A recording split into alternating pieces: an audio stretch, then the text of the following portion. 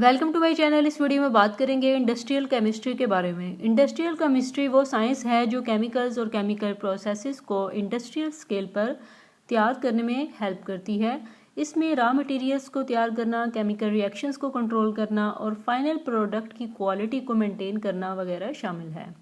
Industrial chemistry की अहमियत ये है कि इससे हम कमर्शियल स्केल पर केमिकल्स, मटेरियल्स और प्रोडक्ट्स तैयार कर सकते हैं।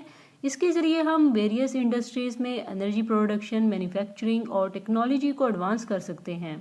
इंडस्ट्रियल केमिस्ट्री का इस्तेमाल बहुत सारी फील्ड्स में होता है, जैसे कि केमिकल मैन्युफैक्चरिंग है। तो इंडस्ट्रियल केमिस्ट्री का प्राइमरी इस्तेमाल केमिकल तैयार करने में होता है। ये इंक्लूड करता है डाइज, फर्टिलाइज़र्स, प्लास्टिक्स वगैरह और बहुत से इंडस्ट्रियल केमिकल्स।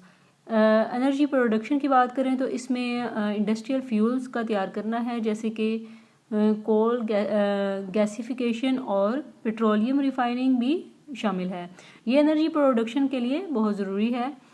फूड प्रोसेसिंग की बात करें तो इसमें भी इंडस्ट्रियल केमिस्ट्री का इस्तेमाल होता है।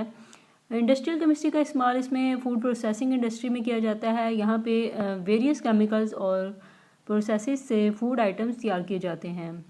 इसके अलावा इसकी एग्जांपल्स में अमोनिया प्रोडक्शन है। अमोनिया एक इम्पॉर्टेंट इंडस्ट्रियल केमिकल है जो फर्टिलाइज़र तैयार करने में इस्तेमाल होता है। इंडस्ट्रियल केमिस्ट्री के ज़रिए लार्ज स्केल पर अमोनिया तैयार किया जाता है। इसके अलावा पॉलीमर प्रोडक्शन है, तो प्लास्टिक और पॉलीमर्स तैयार करने में इंडस्ट्रियल केमिस्ट्री का इस्तेमाल होता है। इसमें वेरियस मोनोमर्स को पॉलीमराइजेशन के प्रोसेस से कंबाइन किया जाता है।